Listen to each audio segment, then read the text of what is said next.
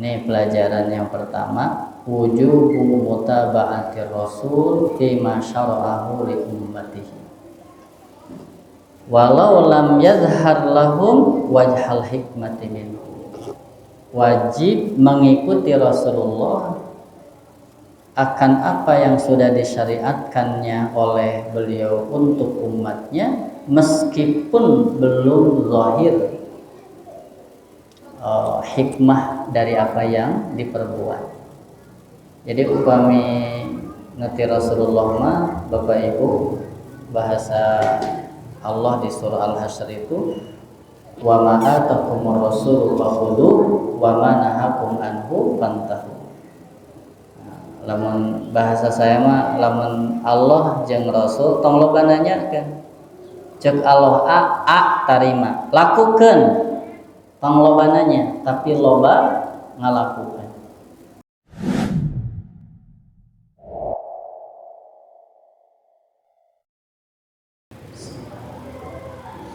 Assalamualaikum warahmatullahi wabarakatuh.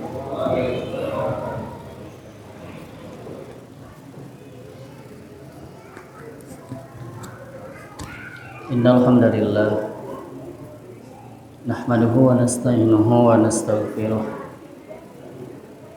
wa na'udzu billahi min syururi anfusina wa min sayyiati a'malina. May yahdihillahu fala mudhillalah wa may yudlilhu fala hadiyalah. Asyhadu an la ilaha illallah wahdahu la syarikalah wa asyhadu anna Muhammadan abduhu wa rasuluh. Allahumma salli wa sallim wa barik ala Muhammad wa ala alihi wa sahbihi wa man tabi'ahu ila yaumil qiyamah, amma ba'd. Ya ayyuhalladzina amanu ittaqullaha wa qulu qawlan sadida yuslih lakum a'malakum wa yaghfir lakum dzunubakum wa may yuti'illaha wa rasulahu faqad faza fawzan 'azima.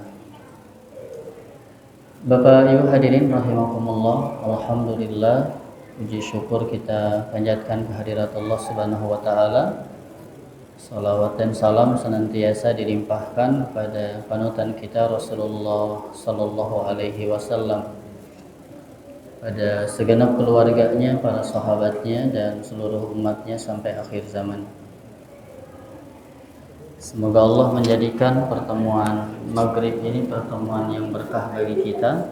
Semoga jadi sarana untuk terus bertambah ilmu, semakin kuat keimanan dan semakin erat tali persaudaraan di antara kita. Baik Bapak Ibu daramang sadayana. Ya teh jelas? Jelas. Ya. Insyaallah kita akan lanjutkan bab ke-16 ya, dari kitab Riyadhus Shalihin ini. Insyaallah kita bahas 3 hadis terakhir pada bab ini. Hadis ke-10, ke-11 dan hadis ke-12. An Ibnu Abbasin radhiyallahu anhuma, dari Ibnu Abbas radhiyallahu anhuma. Qala, berkata Ibnu Abbas, qama, berdiri, fina, di tengah-tengah kami, Rasulullah sallallahu alaihi wasallam, bi mau'izatin, dengan memberi nasihat. Faqala, lalu bersabda Rasulullah sallallahu alaihi wasallam, ya ayyuhan nas, wahai manusia, innakum, sesungguhnya kalian, mahsyurun, kalian dikumpulkan ilallah, ke hadapan Allah, hufatan, dalam keadaan tidak beralas kaki, urratan, dalam keadaan tidak berpakaian, gurlan, dalam keadaan tidak berkhitan. Kalian, kata Rasulullah, kelak akan dikumpulkan di hadapan Allah dengan keadaan seperti ini. Tenangge sendal, tenangge pakaian, bari acan disunatan. Tong dibayangkan. Tong dibayangkan. Kama pada awal khalqin nu'idu, sebagaimana kami mengawali awal khalqin, penciptaan pertama, nu'iduhu, kami akan mengulanginya. Jadi kita meyakini bahwa ya sebagaimana tadinya kita tidak ada, sekarang ada, nanti tidak ada, lalu diadakan. Kaifa takfuruna billahi wa kuntum amwatan fa ahyaakum tsumma yumitukum tsumma yuhyikum. Kita yakini itu, ya. Jadi ada kebangkitan, kita dibangkitkan kembali. Wa'dan alaina, janji atas kami, inna kunna fa'ilin, sesungguhnya kami terbukti yang melaksanakan. Ala wa inna awwalal khalaiq, ingat bahwa sesungguhnya makhluk pertama yuksa, diberi pakaian, yaumal qiyamati, pada hari kiamat, Ibrahim alaihissalam, adalah Nabi Ibrahim alaihissalam. Ala wa innahu sayuja'u birijali min ummati, ingat sesungguhnya akan didatangkan birijal, laki-laki, kelompok laki-laki, min ummati, dari umatku, fayukhadu, disiksa, bihim mereka, dzatasyima, dari arah kiri, neraka. Fa'akulu, aku berkata, kata Rasulullah, ya Rabbi, wahai Tuhanku, ashabi, sahabatku, umatku. Ketika sekelompok orang disiksa dari arah neraka, kata Rasul, ya Allah, mereka adalah umatku. Begitu sayangnya Rasul kepada kita. Fayuqalu, dikatakan, innaka la tadri ma ahdatsu ba'daka, innaka, sesungguhnya engkau Rasul, la tadri, engkau tidak tahu, ma ahdatsu, apa yang mereka perbuat, ba'daka, setelah engkau. Jadi mereka mengada-ada yang tidak dilaksanakan oleh Rasulullah SAW. Maka ketika Rasul, mereka umatku ya Allah, ya kamu tidak tahu apa yang mereka lakukan setelah engkau wafat. Fa'akulu, aku mengatakan, kama qala abdus salih, sebagaimana berkata al-abdus salih, hamba yang salih, yakni Nabi Isa alaihissalam. Wa kuntu alaihim syahida ma dumtu fihim, dan aku terbukti atas mereka, jadi saksi selama aku berada di tengah-tengah mereka. Ini sampai ayat Al-Azizul Hakim. Baik Bapak sekalian, apa pelajaran yang bisa kita ambil? Oh, di sini dikatakan, fayuqalu, dikatakan kepadaku, innahum lam yazalu murtaddin, sesungguhnya mereka, ya umat yang disiksa itu adalah tak henti-hentinya murtad ala aqabihim mundu faraqahum. Jadi setelah Rasul tidak ada, mereka senantiasa murtad dari agama Allah Subhanahu wa taala. Bapak Ibu hadirin rahimakumullah, yang pertama, la yadullul hadis ala anna sayyidina Ibrahim alaihissalam afdalu min sayyidina Muhammad. Hadis ini tidak menunjukkan bahwa Sayyidina Ibrahim, Nabi Ibrahim alaihissalam lebih utama daripada Nabi Muhammad. Karena di sini dikatakan bahwa kita nanti dibangkit, dikumpulkan dalam keadaan tidak berpakaian. Dan yang pertama kali berpakaian itu adalah Nabi Ibrahim alaihissalam. Kata Rasul begitu. Syekh Mustafa Buba mengatakan bahwa ini tidak menunjukkan bahwa Nabi Ibrahim lebih utama daripada Nabi Muhammad. Tetap Nabi yang paling utama, Nabi yang paling agung adalah Nabi Muhammad Sallallahu Alaihi Wasallam. Hanya hadis ini menunjukkan bahwa keutamaan Nabi Ibrahim. Bahkan bisa jadi annahu awwala man yuksa ba'da sayyidina Muhammad. Jadi Nabi Ibrahim ini adalah orang yang pertama diberi pakaian setelah Nabi Muhammad Sallallahu Alaihi Wasallam. Karena kan Rasulullah yang pertama kali dibangkit. Gitu. Nah, ini dipahaminya demikian. Kalau secara tekstual bahwa Nabi Ibrahim diberi pakaian yang pertama bisa jadi dipahami yang paling utama. Tapi dipahaminya bahwa Nabi Ibrahim orang pertama diberi pakaian setelah Nabi Muhammad Sallallahu Alaihi Wasallam. Yang kedua, ta'dzibul ushah allati badalu wa ghayyaru fi dinillah. Di hadis ini dijelaskan bahwa Rasulullah diperlihatkan, didatangkan ada orang-orang dari umat Rasul, tetapi mereka dibawa dari arah sebelah kiri neraka, disiksa oleh Allah Subhanahu wa Ta'ala.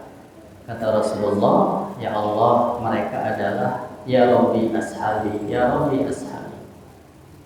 Nah, jadi betul bukan hanya sebatas ketika di dunia merasakan laqad ja'akum rasulun min anfusikum azizun alaihi ma anittum harisun alaikum bil mu'minin raufur rahim.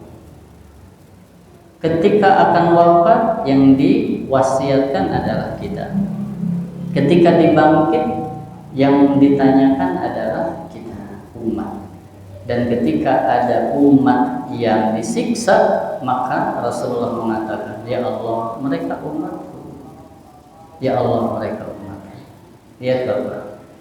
Maka bagi yang meyakini asa tenteingan gitu ya, lamun teu emot Rasul, lamun ngedul baca sholawat begitu. Padahal Rasulullah begitu sayang, begitu cinta, dan begitu menginginkan kita selamat. Bukan hanya di dunia, tetapi di akhirat. Orang yang disiksa dari umat ini ya karena mereka merubah, ya, mengganti. Wahum kismani, ada dua bagian. Kismun irtaddu fihim mukhalladuna finnar, wa kismun asaw fahum qad yu'adzabuna wa tanaluhum. Ada dua bagian dari umat ini. Yang pertama ada umat yang murtad, keluar dari agama, lalu kemudian disiksa abadi di dalam neraka. Yang kedua ada yang akhirnya memang disiksa, setelah itu mendapatkan syafaat Rasulullah, lalu wa yakhrujuna minan nar, kemudian dikeluarkan dari neraka. Ini mah Bapak Ibu tidak tercabut dari akarnya. Ya, dosa sih dosa gitu, tapi masih meyakini. Seperti punten ya, ada orang yang tidak melakukan sholat. Nah, lain di dia mah saleh, soleha. Jauh gitu. Ada orang yang tidak melakukan sholat, tapi kalau ditanya, sholat duhur teh wajib tuh? Jawabannya kumaha? Wajib. Puasa Ramadan teh wajib tuh? Wajib. Ada enggak orang yang meyakini wajib sholat tapi itu sholat? Ada enggak orang yang meyakini wajib puasa Ramadan itu puasa? Ada enggak orang yang meyakini mencuri itu haram tapi dia mencuri? Ayat tuh. Jadi secara iktikadna geus bener, ilmuna geus bener, ngan kalakuanna teu ecreug gitu. Halo? Apaleun ilmuna mah yakin gitu, tapi kalakuan dosa. Nah, yang kayak gini Bapak sekalian, disiksa karena perbuatan dosana, tapi karena keimanannya menjadikan dia tidak abadi di dalam neraka. Jadi aya anu abadi di neraka, aya anu henteu abadi. Maka Bapak Ibu, sekecil apapun iman yang ada pada diri kita jangan sampai berganti.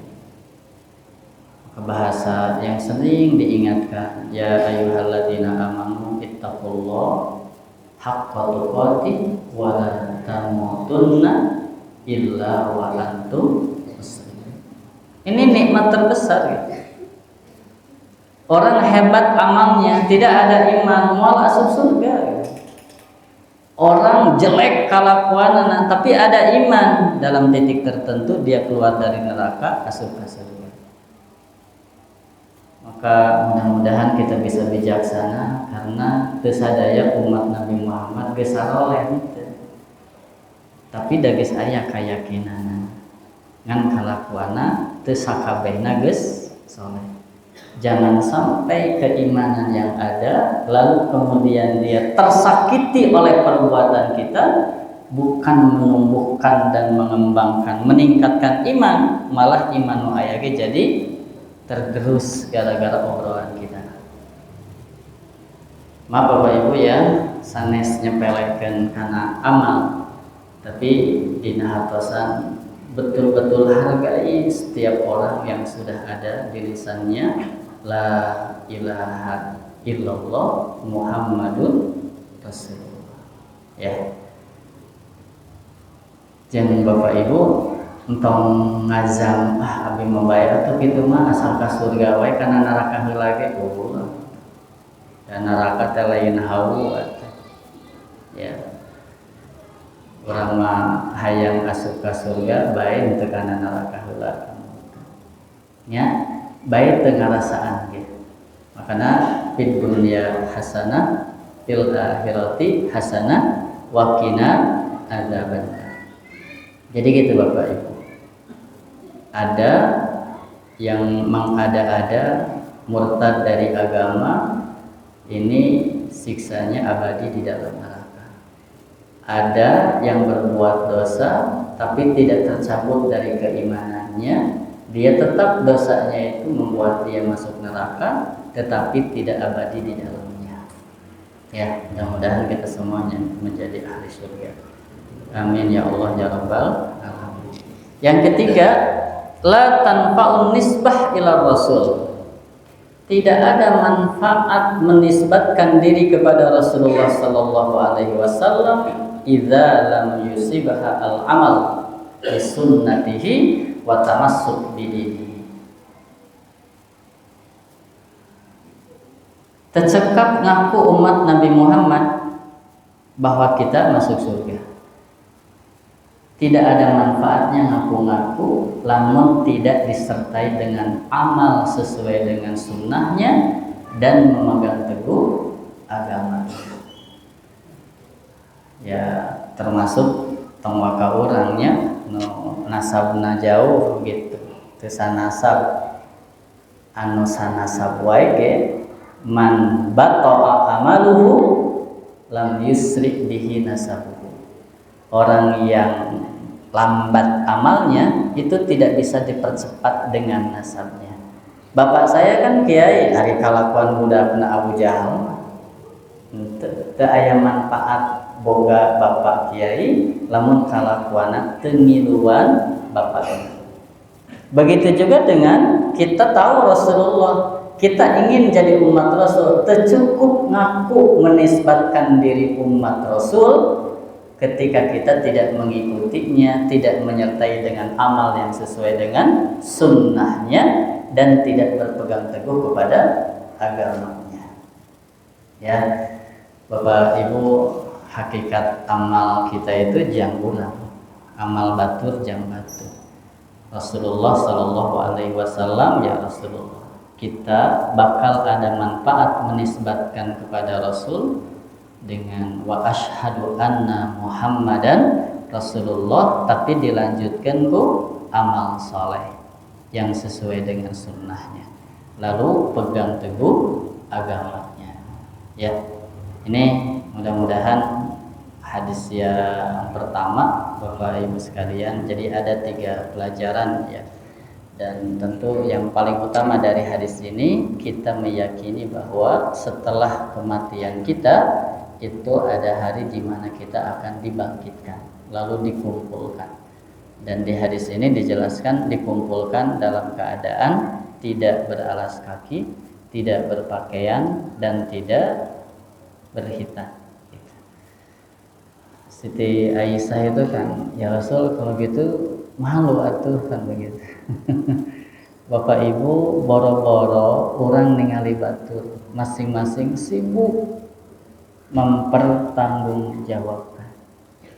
Ya, boro-boro ningali ayeuna katingali, engke masibuk masing-masing. Yauma yafirul mar'u min akhi wa ummihi wa abi wa sahibatihi wa bani likulli imri'in minhum yauma idzin sya'nu yughni. Ya, matakna Bapak punten tong dibayangkeun jeung tong ngabayangkeun ke akhirat, pokokna mah yakini saja. Ya, diyakini oleh kita, cuma dahsyatnya jangankan kita bisa melihat orang lain, kita sibuk dengan urusan masing-masing. Ya, sederhana saja Bapak Ibu. Upami orang terlalu sibuk, terlalu katungkul, jadi teka tingali. Aya anu bumi nakabakaran, ternyata nu dicandak bantal, murangkalina ditinggalkeun. Padahal kuduna nu dicandak teh murangkali bantal diting, saking sibuknya. Itu baru kebakaran yang sifatnya kecil, hanya rumah. Apa jadinya ketika bumi ini dihancurkan, begitu. Berikutnya Bapak Ibu sekalian, hadis yang ke-11 dari Abu Sa'id Abdullah bin Mughaffal radhiyallahu anhu. Naha Rasulullah sallallahu alaihi wasallam anil khadfi. Khadab, ya. Khadab itu ramyul hasa bis sababah wal ibham, melempar pasir dengan ini sababah jari telunjuk, ibham jari ibu jari. Berarti salah satunya kemudian seperti main kaleci gitu. Ya. Nah, seperti main kaleci. Jadi as-sababah ibham, lalu kemudian dilemparkan si pasir. Rasulullah melarang. Kenapa? Kata Rasul, innahu la yaqtulus sayd. Sesungguhnya perbuatan khadab itu tidak membunuh hewan buruan, wala yankaul adu, dan tidak membuat luka musuh. Hewan yang diburu tidak mati, juga tidak membuat musuh terluka.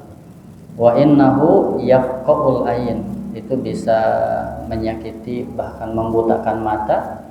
Wa yaksirus sin, dan bisa mematahkan gigi, begitu, menanggalkan gigi. Wa qala wa fi riwayatin, hadis ini riwayat Imam Bukhari Muslim.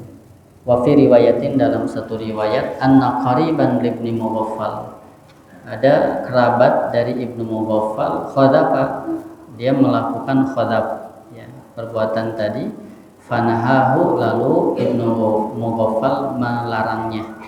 Wa qala, berkata Ibnu Mughaffal, inna Rasulullah naha anil khadfi, sesungguhnya Rasulullah telah melarang khadab. Wa qala innaha la tasidu saydan thumma ada, ya. Nah, ternyata kerabatnya ini Bapak sekalian, thumma ada, dia mengulangi lagi. Sudah diingatkan Rasul melarang, tapi dia mengulangi. Faqala uhadditsuka anna Rasulullah naha anhu summa utta tahdif la ukallimuka abadan. Kata Ibnu Mughaffal, aku sudah menyampaikan, aku sudah bicara padamu, Rasulullah melarang khadab dan kau mengulangi berbuat khadab itu. Aku tidak akan berbicara kepadamu abadan, selamanya. Baik Pak, apa yang kita ambil pelajaran dari sini? Yang pertama, larangan khadab karena tidak ada faidahnya. Bahkan bisa jadi ya ada madaratnya, karena salah sasaran jadi menyakiti orang lain, begitu. Yang kedua, perkataan dari Ibnu Mughaffal, aku sudah menyampaikan apa yang disampaikan Rasul, bahwa Rasul melarang khadab. Kau mengulangi, aku tidak akan bicara kepadamu selamanya. Ini jawaju hijran ashabil ma'asi hatta yad'uha hatta yad'uha.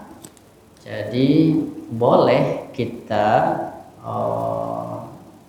menahan atau menghindar meninggalkan sahabat yang berbuat maksiat sampai sahabat itu ya teman kita itu meninggalkan kemaksiatannya, gitu ya, untuk sebuah pembelajaran. Jadi kita meninggalkan orang yang suka berbuat maksiat sampai orang itu meninggalkan kemaksiatannya. Bapak Ibu, mudah-mudahan dipahami yang kita benci itu kemaksiatannya, bukan orangnya. Ya, maka ketika orang itu sudah meninggalkan kemaksiatannya, tidak ada alasan untuk membenci dia, karena yang kita benci itu kemaksiatan. Nah kan kadang-kadang di urang mah sok langsung asup kana hate, bari sok disimpulkan da baheula ge kitu gitu. Padahal setiap orang bisa terjerumus salah lalu dia tobat jadi orang yang lebih soleh. Coba Bapak Ibu, kira-kira lamun aya wargi urang, lamun aya tatanggi, lamun aya rerencangan, kemudian berperkara masuk ke penjara contohnya. Sok kata. Terus keluar di penjara, cing nudina emotan orang tersebut baik atau buruk? Halo? kalau ada teman kita, dia pernah berbuat salah lalu masuk penjara, setelah hukumannya selesai lalu dia keluar lagi, punten Pak, cing kira-kira Bapak senang atau kemudian tetap kehel gitu? Halo? Kebayang nggak orang yang tadinya sudah mau tobat lalu datang ke lingkungan masyarakat dijauhi? Orang yang mau berubah jadi baik lalu datang ke masyarakat terus dicap di masyarakat orang tidak baik. Kira-kira lamun Bapak pelakunya erek balik deui goreng atau erek jadi baik? Kagok lah, saya tak paling deui we mobilna kan begitu. Kisah perang Tabuk itu Bapak luar biasa. Sahabat yang tidak mengikuti perang Tabuk, ya, ada sahabat yang dia berkata, ya Rasul, kalau di hadapan saya ini bukan Rasul, saya ini orang yang pandai ngobrol, gitu. Saya bisa selamat. Tapi karena engkau adalah Rasul, aku serahkan hukumannya kepada Allah dan Rasulnya. Sampai akhirnya kan 50 hari itu dia diasingkan, bicaranya salamnya saja tidak dibaca, tidak dijawab. Salamnya saja tidak dijawab. Sahabat-sahabat dilarang untuk ngobrol bersama dia 50 hari. Dan di antara 50 hari itu sampai ada ujian lain. Ada surat tuh dari Romawi. Isinya apa? Tawaran. Aku tahu apa yang terjadi pada diri engkau. Sudahlah keluar, datang kepada kau, lalu aku angkat kau jadi menteri. Coba Pak. Kira-kira lamun Bapak posisinya bade tetap teguh atau bade kurma diasingkeun, kurma ngobrol wae gitu dijawab. Aya ditawaran bari dibere jabatan. Cing Pak kira-kira gitu ya, diuji lagi. Sobekan, fitnah apa lagi, ujian apa lagi. Setelah 50 hari datang keputusan dari Allah, pengampunan dari Allah Subhanahu wa taala. Punten Pak lihat. Maka ketika keputusan dari Allah sudah ada, sahabat yang tadinya tidak berbicara, sahabat yang tadinya mengasingkan dia, bukan diasingkan fisiknya, tapi diasingkan secara psikis kejiwaan. Ya, Rasulullah itu sayang sama dia. Da teu gugur teu angin paragena ge iluan. Para sahabat juga luar biasa husnuzon. Ketika ada yang ngobrol tidak baik, jangan begitu. Dia itu adalah orang baik. Ya, tapi ketika hukuman sudah selesai, apa yang terjadi? Sahabat merangkul. Selesai. Nah, mudah-mudahan Bapak sekalian kita belajar. Yang kita benci itu adalah perbuatannya, bukan orangnya. Setiap orang bisa berbuat salah, setiap orang bisa terjerumus ke dalam kesalahan. Ketika dia bertobat dan ada niatan baik memperbaiki, jadilah orang yang hangat agar dia tetap kokoh dalam kebaikan yang baru. Jangan jadi orang yang tidak hangat yang membuat dia berlari kembali dari kebaikan. Ya. Jadi buru-buru disambut, buru-buru diajak ngobrol. Begitu. Agar dia kokoh dalam kebaikan, bantu dia dengan taubatnya, bantu dia dengan niatan baiknya. Baik, Bapak Ibu, satu lagi hadis setelah kita adzan, karena saudara Ustaz sana tos adzan tong langsung selesai. Jadi disisakan hiji hadis deui ya. Insyaallah.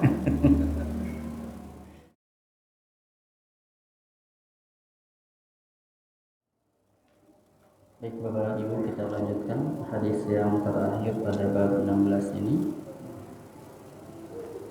An Abis bin Rabi'ah ra'aitu Umar ibn al-Khattab radhiyallahu an yuqabbilul hajar.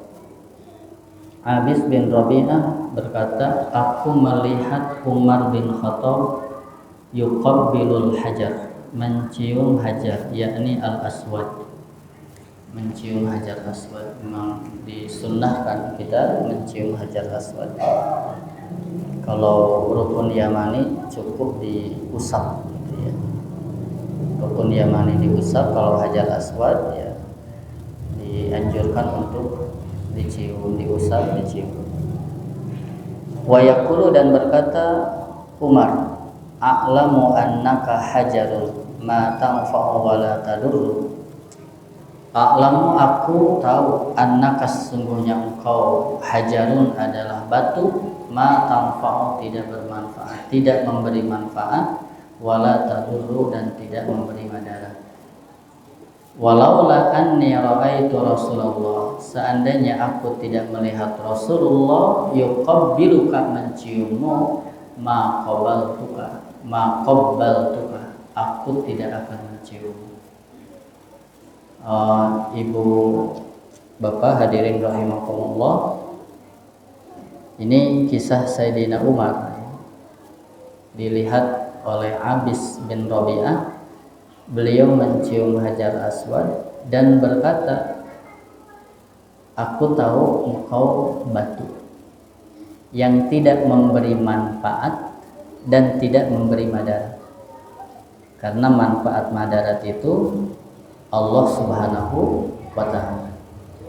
Yang memberi manfaat dan madarat itu Allah Subhanahu wa ta'ala. Jangan berkeyakinan selain Allah memiliki itu.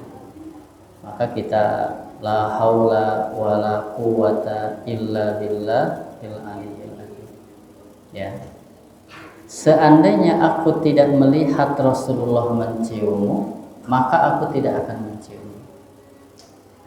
Ini pelajaran yang pertama, wujubu mutaba'atir Rasul fima syara'ahu li ummatihi. Walau lam yazhar lahum wajhal hikmati minhu. Wajib mengikuti Rasulullah akan apa yang sudah disyariatkannya oleh beliau untuk umatnya, meskipun belum zahir hikmah dari apa yang diperbuat. Jadi upami ngerti Rasulullah mah Bapak Ibu, bahasa Allah di surah Al-Hasyr itu, wa ma atakumur rasul fakhudhu wa ma nahakum anhu fantahu. Lamun bahasa saya mah, lamun Allah jeung Rasul tong loba nanyakeun. Cek Allah a tarima, lakukeun. Tong loba nanya, tapi loba ngalakukeun. Lamun ti luar Allah jeung Rasul ti simkuring tong ditoreuy buleut. Naon toreuy buleut? Jangan ditelan mentah-mentah. Siapapun di luar Rasul bisa salah. Guru-guru kita itu bukan Rasulullah. Bisa jadi kasaleo atau lisana. Ya kan? Maka tekanya diterai bulat. Diemut. Kenapa? Dari akhirat mah enggak bisa. Tanyakan mereka guru saya, enggak, kita akan mempertanggungjawabkan urusan masing-masing. wala taqfu ma laisa laka bihi ilmun innas sam'a wal basar wal fuad kullu ulaika kana anhu mas'ula. Ngan lamun ti Allah ti Rasul geus buru-buru sami'na wa ata'na. Meskipun kita belum tahu hikmahnya. Wa Allah diparentah puasa we. Oh ternyata gara-gara puasa geuning jadi sehat. Itu mah entong jadi tujuan. Da tujuan nama ibadah ke Allah, ngalaksanakeun parentah Allah, hayang menang karidoan Allah. Lain hayang sehat karena puasa. Oh geuningan geus salat mah tenang gitu. Ya, terus sehat mah geus salat mah merasa asa enak gitu. Nah itu mah hikmah yang bisa jadi setiap orang berbeda Allah beri. Tapi tong dijadikan tujuan. Maka istilah ulama dulu mah al malikul muluk idza wahab la tas'alanna anis sabab. Lamun Allah mere entong nanyakeun sebabna. Ambil hikmah. Begitu ya. Nah begitu juga ketika Sayyidina Umar mencium Hajar Aswad. Aku tahu engkau hanya batu, teu mere manfaat, teu mere madarat. Aku hanya melihat Rasul menciummu, aku pun menciummu. Lamun saya teu ningali Rasul mencium engkau wahai batu, aku tidak akan mencium. Jadi ini alasan kuat mengikuti Rasulullah sallallahu alaihi wasallam. Ya, meskipun orang pilih ada dalam hal-hal tertentu kita belum merasakan hikmahnya. Dalam hal-hal tertentu kita belum menemukan hikmah di balik perintah Allah Subhanahu wa taala. Tapi kita alhamdulillah Bapak Ibu. Mata tong nyepelekeun ka orang-orang yang berilmu teh. Mereka fahami, mereka amalkan, lalu mereka merasakan hasil yang dia dapatkan dibejakeun ka urang. Begitu ya. Maka jangan sampai semangat Quran hadis lalu kemudian kita lupa yang mengajarkan Al-Quran dan hadis. Ya, semangat mengembalikan kepada Al-Quran dan hadis lalu kita lupa dengan orang yang mengajarkan Al-Quran dan hadis itu kepada kita. Karena kan orang tuh ujug-ujug bisa. Aya teh di dia anu brojol langsung bisa iqra gitu. Halo? Aya anu ujug-ujug langsung bisa salat? Kita bisa jadi ada guru ketika di lembur ngajarkeun alif jabar a baheula mah kan metodena Baghdadiyah gitu. Hati-hati bisi guru nu di lembur mah kitu we gaya nanti baheula eueuh kamajuan tapi tetap dia guru kita. Da urang moal bisa maca Quran lamun baheula teu dididik ku manehanana.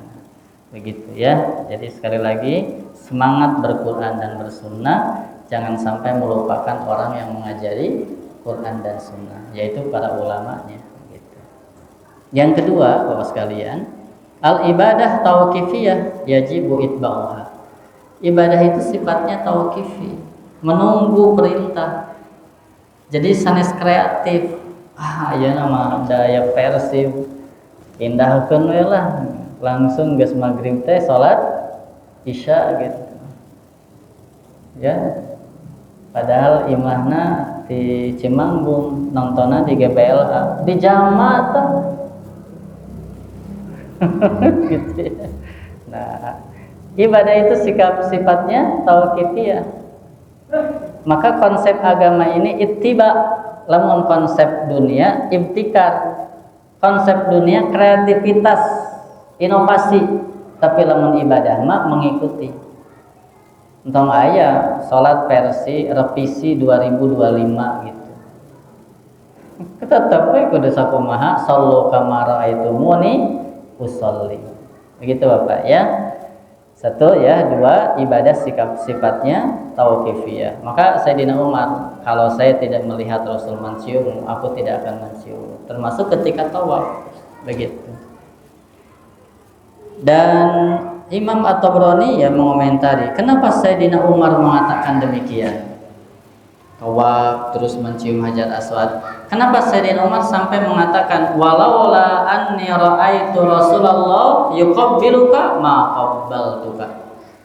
Ini terjadi di awal-awal keislaman dan mereka itu para mantan penyembah berhala. Bahkan Sayyidina Umar juga kan pernah begitu. Sehingga ditakutkan oleh beliau ketika mencium Hajar Aswad itu, ditakutkannya ini bentuk mimba bi ta'dimil ahjar kama kanat al jahiliyah taqidduhu fil ausan. Jadi notifikasian ya, khawatir Umar bin Khattab orang-orang yang bodoh menganggap bahwa mencium Hajar Aswad itu bagian dari mengagungkan. Sebagaimana mereka dulu pernah mengagungkan batu berupa patung-patung yang disembah. Makanya beliau mengatakan a'lamu annaka hajarun ma tanfa'u wa la tadur. Aku tahu kau hanya batu yang tidak memberi manfaat dan madarat. Begitu. Jadi ini untuk mengokohkan akidah, jangan sampai nanti ada kesalahan. Sayyidina Umar khawatir nanti umat yang bodoh yang tidak tahu mencium itu bagian dari bab mengagungkan. Begitu ya. Nah ini Bapak Ibu hadirin rahimakumullah, terus cekap ya, wajah nageges wajah paham yang balik gitu. Gitu ya. Ini yang bisa saya sampaikan, mudah-mudahan ada manfaatnya ya di bagian akhir. Sekali lagi Bapak Ibu, saya ingin semangat kita untuk mengikuti Rasulullah Sallallahu Alaihi Wasallam. Punten jangan sampai melupakan orang-orang yang mengenalkan kita kepada Rasulullah. Ya, semangat Quran, semangat hadis, tapi kita pun semangat untuk terus mengikuti para ulama yang memahamkan kita dengan Al-Quran dan hadis itu. Aku qouli hadza astaghfirullah li wa lakum. Wassallallahu ala Muhammadin wa ala alihi wa sahbihi ajmain. Assalamualaikum warahmatullahi wabarakatuh.